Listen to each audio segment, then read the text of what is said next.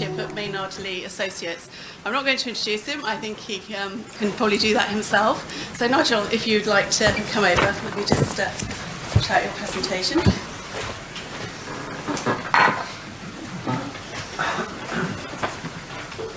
Good. Hello. Oh, good. You're still alive. And you can hear me. That's great.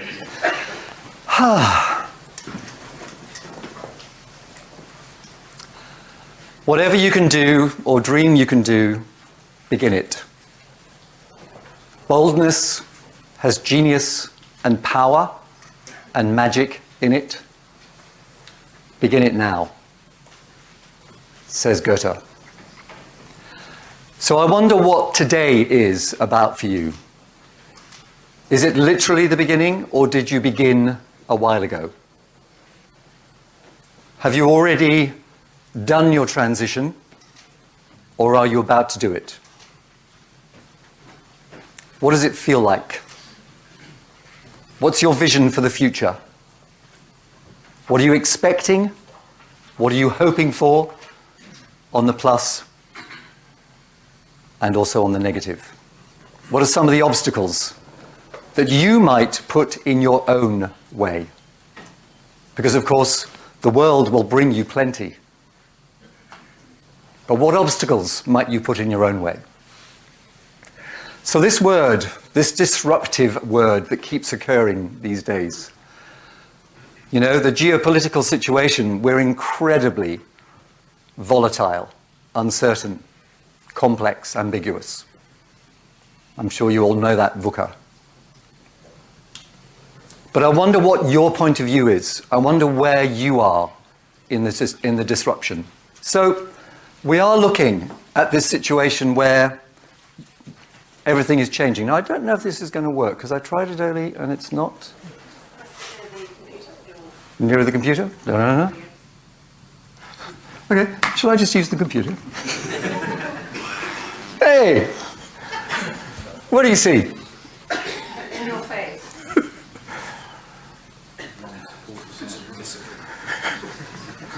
In your face, discipline. If I ever get round to writing it, my autobiography will be called Marines or Ballet. Why? Any thoughts? Self-discipline. Discipline is the commonality between them. Little backstory. When I was 14 at my grammar school, as you did, you were lined up in front of the careers board and you had a conversation. Wasn't very two-way. At the end of that conversation, the board said, "Okay, Nigel, we've had a look at your academic record. It's shit. We've looked at your athletic record. It's brilliant. We look at some of your personal qualities. You've got determination, creativity, stickability. We've also looked at your family history. Your brother is in the Air Force. Your second brother is in the Army. Your sister has just applied for the Air Force. Your parents, one was Army, one was Air Force. How about the Marines?" So I said, "Yep, thank you. You really understand me well. I'm going to do ballet." And the reason I tell you that, it's been the choice, it's been the crossroads, it's been my character, it's been my makeup through my life, if you like. Whenever I get to a decision-making point, it's either Marines or it's ballet. Now, I think the analogy is around those people who are about to do the transition. You're used to the discipline of the armed forces. You're used to the rigor. You're used to having a context, clear direction, and support and challenge. For those of you who've done it, the transition, you probably, somewhere in the line, go, yeah, when I came out, it was a bit like going from Marines into ballet. A whole world that I didn't know existed. A different set of disciplines. So part of what I'm going to talk about today is how do you find a way to help yourself with the change? We all like a change, do we?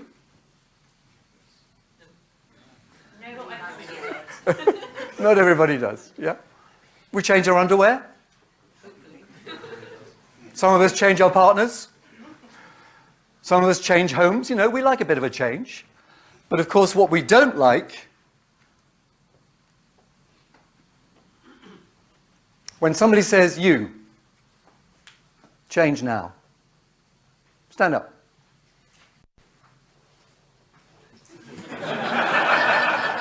Wow. Thank you. What happened? What happened in that interaction? I felt very awkward and then felt forced to stand up. Oops, sorry. But you know, that's often what happens, isn't it? When somebody from the outside says it's time for you to change, we feel awkward. Sometimes we feel pushed. But at the same time, something inside made you do it. Wasn't any reason that I chose you. It just happened to catch my eye at that moment. So, if people don't like change, now I do a lot of work in Iran at the moment, and this is a road sign. It's written in Farsi, but it also says, it's translated. Somebody must have used the Google translation. It says, uneven immunity. Now that's a pretty clear, direct translation.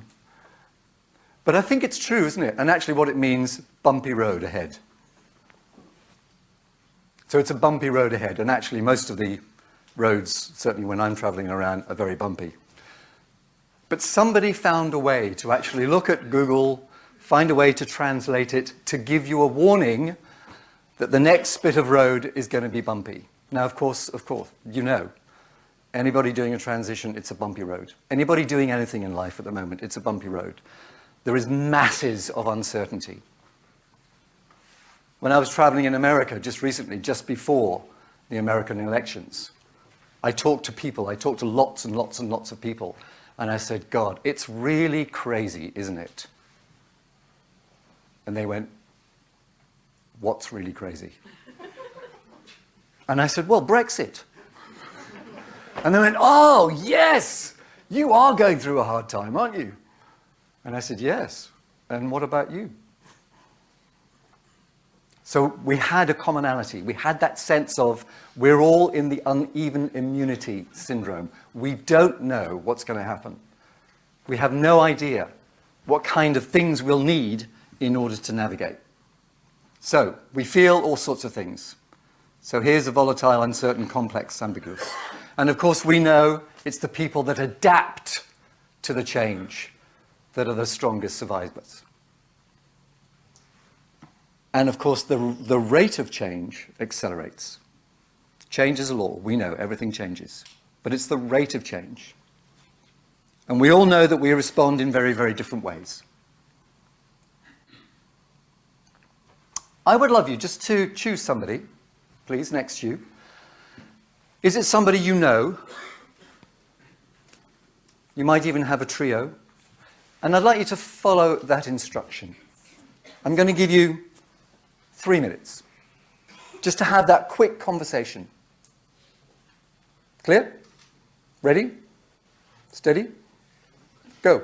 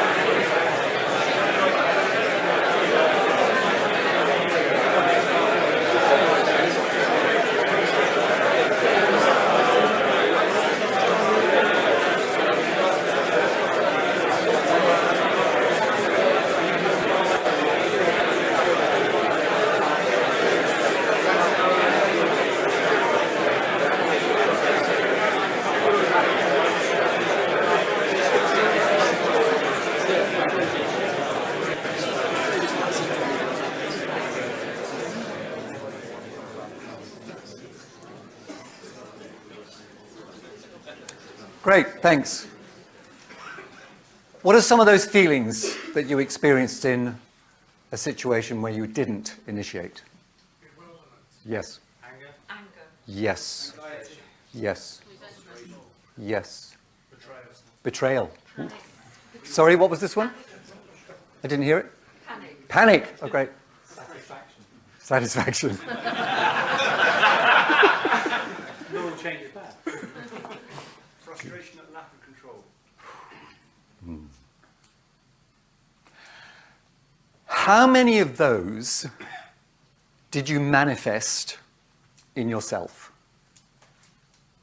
How many of those did you blame others for manifesting in you? Because, of course, in any initiative, even if we're not in the driving seat, we can, if you like, take an element of control. And we can create an element of satisfaction. But sometimes it's hard. It's hard to get over ourselves. It's hard to get over that anger. It's hard to get over that panic, that frustration. But of course, they're all very clear signals that something needs to change. I certainly know from my own experience, when I feel really frustrated, I see it's an opportunity to employ creativity. Because I don't want to live my life frustrated. Anybody want to live their life frustrated? Anybody want to live their life eternally angry? In panic? Disappointed? We don't, huh? So actually, when I say this is about leading change, it's not about me being the expert leader of change, because I can't be your expert in leading change. I can't be your expert in leadership. I can certainly be my own expert. And I would trust that you could be your own expert. Because there are some choices that you'll be making step by step, every moment of the way. And there's an attitudinal change here. A couple of things. So when I made that choice, Marines or ballet, so I was offered a scholarship at the Royal Ballet School. I turned it down. I actually trained as an artist. I did a fine art degree. Then I did 3 years training as an actor. And I had a 25-year career as an actor. I was also offered another scholarship to go to the Ballet Rambert. I turned it down. So there was a message there, you know, Marines, ballet, but I kept on going, yeah, not Marines, and no, not ballet. But there was a principle in that I kept on going, I'm going to go for the creative, unusual discipline, if you like. It still maintains rigor and discipline, as we know. So far in my life, I've been responsible for planting about 6 million trees, conserving 2,000 square miles of virgin rainforest in Papua New Guinea, as you do. And the organisation that I work with now, Maynard Leigh Associates, I'm a founding associate. And what we do, our purpose is to inspire, engage, empower people to bring more humanity, meaning, and vitality into the world. So if I can inspire, engage, and empower you to bring more of your humanity to the next part of your life, then that's great, whatever that means to you.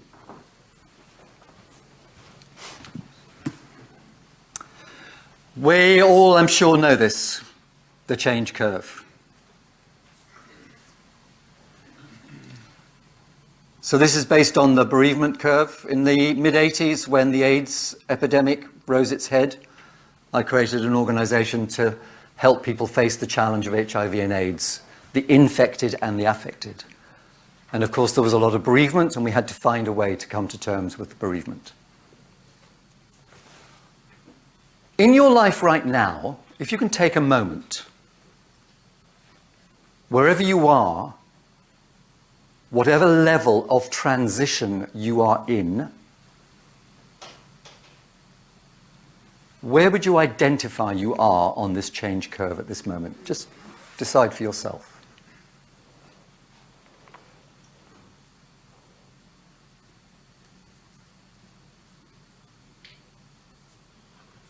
Number one. Number two, where do you think is the most dangerous point on this graph? So can you turn your head the other way and have a conversation with the person on that side? So where are you, and where do you think the most dangerous point is on that graph? Thank you. 2 minutes.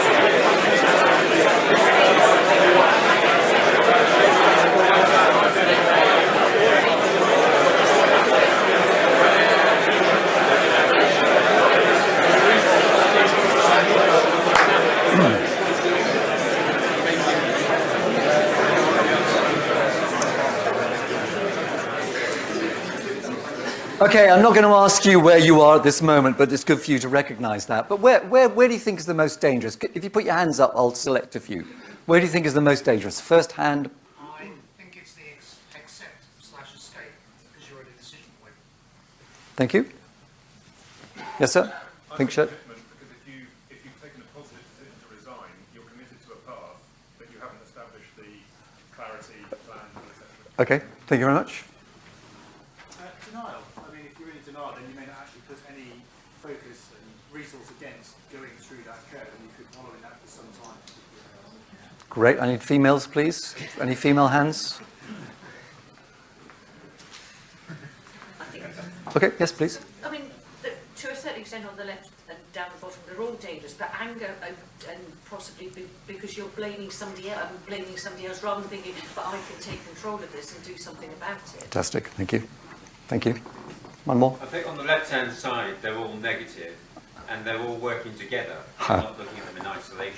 Great. So you're having a bad day in the office, and Very you bad. need to get out of bed Yeah. and come onto the green. Fantastic. Great. Good. So the research tells us, I worked with Elizabeth Kubler-Ross in California in the mid-80s.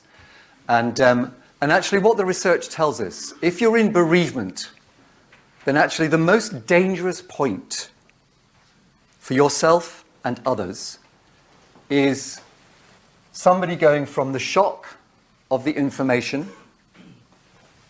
directly into action. That's what, as a bereavement counsellor, we're trained to look for. If people make that transition too fast, of course, what will happen, all this other stuff will happen later. And we know, sometimes people, the death of a loved one, they'll go, I can't live on my own. That's it. They take that instant choice. So actually what we have to do is we have to find a way, first of all, as leaders in responsible position, we have to take ourselves through this extraordinary change. The emotions. And of course, it's not linear. It's not progressive. It's a bit like a pinball machine. Because any new information, any new contract, anything that anybody says to us might take us back over here, or it might propel us over here. So it's a very volatile situation. And that's why I asked you the question, where are you right now? Because you could be in a very different place in 10 minutes, tomorrow, next week. Because of the changing circumstances, new information, new challenge, new support, new opportunity. So all this is not a negative message. It's the whole fabric of organic. We're living organisms. We're complex, adaptive systems. And of course, what we're doing in order to adapt is we're finding a way to navigate our way through this. It's healthy. The stuff here, which I'm not going to show you because I think it's probably a bit too much, time-wise. I want to show you this model. So this is one of our own models at Maynard Leigh Associates. You know, all the stuff that we heard about the frustration, the anger, the panic, you know, we could say these are victims. And all the stuff around opportunity, acceptance, we could say that's choosers. So I just wonder, when there is an opportunity that comes along, what's your reflex mechanism? When somebody says, you, change, your reflex mechanism might be, they always pick on me. I'm always the one that stands out. Or if I look at you, you might go, get off. I don't want you to choose me. So we either go into the poor me or the blamer. We're not taking any responsibility, and we're certainly not being effective. Now, of course, we all know you can't cross a chasm in 2 short steps. So somewhere in our mind, what we have to do is we have to change our attitude. We have to go, okay, this is the situation that I find myself in. I notice I have a gut reaction. I notice I have a mental reaction. Let's just recognize what that is and what the impact on me is and what the impact on others are. So we need to be self-aware. Then we can apply our awareness to others. And we can begin, literally, to play the deck of cards that we've been handed. We can then be looking at other opportunities, or we can even be creative in that situation, adding value constantly. Now, of course, sometimes being creative can be just as annoying as being a victim and poor me. You know, there's people that are always creative, they've always got great ideas, but they don't actually follow through. So, in order to make sure that you're changing in the VUCA, it's about clarity of vision. You need to know where you're going. You need to know what it is that you want to change. What do you want to be when you grow up? You know, I'm 66, I'm still growing up. There's lots. But what's my vision? What's my purpose? What's my aim? How can I help people understand my purpose, my vision, my aim, so that I'm really crystal clear, so that they really get it? And I can be agile, I can be creative. But vision for me is the real key. So, find somebody else to talk to, follow this instruction. When you are absolutely in the driving seat, when you thought, I want to do this, there may well be obstacles in the way, I might be in my own way, but I did it. Yeah? Just share that. 2 minutes.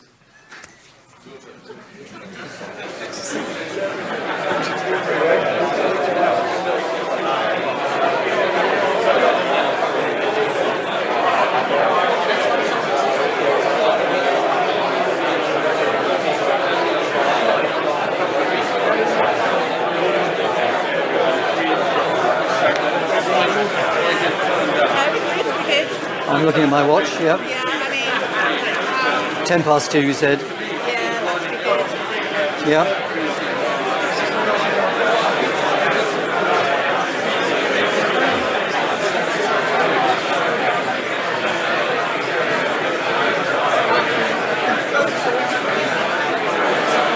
you want to go 5 minutes over, don't worry. If it's There you go. quite important to get to go, right? Fantastic, thank you.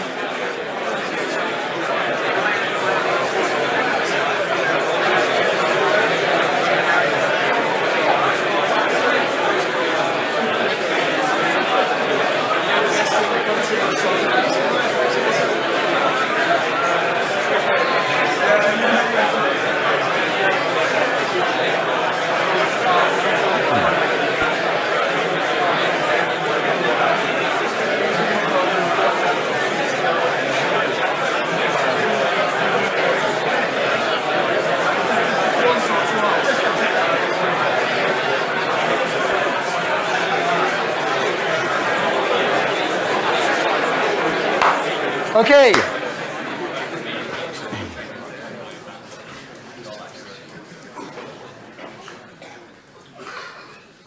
Feelings? Elation, empowerment, guilt. The impact on other people. Resistance from others. Who said that? Thank you very much. Disappointment. I'm sorry, one here? Clarity. Clarity, disappointment. Panic. Euphoria. Haha. Satisfaction. Satisfaction, empowerment. Pride. Okay. Myself. Yeah, yeah. So interesting, isn't it? Some different feelings, some the same. But the point is, whenever we're reacting to change, whether we are initiating it or it's being initiated to us, we will have a reaction. We will have a powerful reaction because we're being tested in one way or another. You're testing yourself and you're being tested by others. So it's a fantastic opportunity for you to be flexible, for you to grow. One of our books at Maynard Leigh Associates is called Leading the Way. And what we have is we have the 7 I's principle. And what we, and what we're looking at is the core foundation elements, which is individuality and insight. And then we move on to initiate, involve, if you can't read it, inspire, improvise, and implement. But for me, what's fundamental to any change at this moment are the 2 foundation elements, insight and individuality. So I've got a question for you. I'd love you to do something when you get home later. stand in front of the mirror for 5 minutes. Just looking at yourself. Not shaving, not doing your hair, makeup, whatever. Spend some time with yourself, contemplating and getting a sense of what's in front of you. And ask yourself these 2 questions. What's the point of view? Anybody answer that? Now? You have no point. I'm sure your family doesn't agree. But you know, if we want to be clear about our vision and direction, we need to ask this fundamental question: what's the point of me? Why am I here? Why am I doing what I'm doing? And if you're transitioning, what value am I going to give to people as I step out into the world? Because I've had my experience, my skill set are incredibly powerful, and I will have a very strong point of view about something. You'll have your point of view about Trump. You'll have your point of view about Brexit. You'll have your point of view about street cleaners, litter on the street. You'll have your point of view about climate change, hopefully. You know, if you've spent time, you will have a point of view and you will know your purpose. That's the challenge. That's why I say 5 minutes in front of the mirror. Because, of course, we often deal with the tip of the iceberg only. We deal with the obvious. The way we do things and what we say. But there's this all other stuff going on underneath. How we feel, how we treat each other, our value set, our emotional capacity.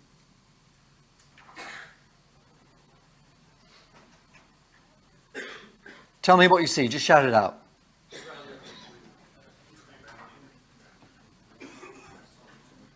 Keep going. Aha, now you're doing it. Great. This is what you're doing. Literally.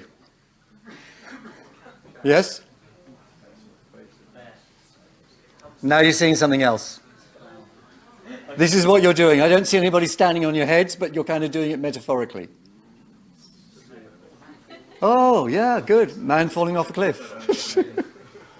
There are about 33 different things for you to see in this picture that is so-called Abraham Lincoln. And of course, what are you doing? You are constantly changing your perspective.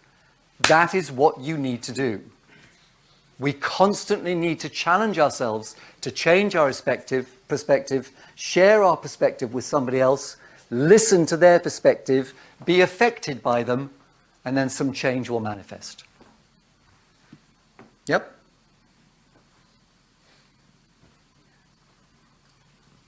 How can you lead the change? First of all, how do you lead yourself in change, which is the vital?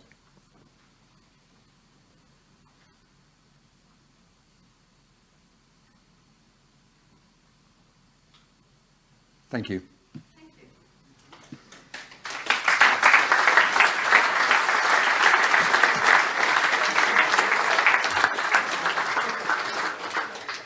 I hope that was quite thought-provoking, and you're going to go away and do some of those exercises this evening. Thank you very much, Nigel. It was really useful. We've now got our next group of breakout sessions. There have been a couple of changes again.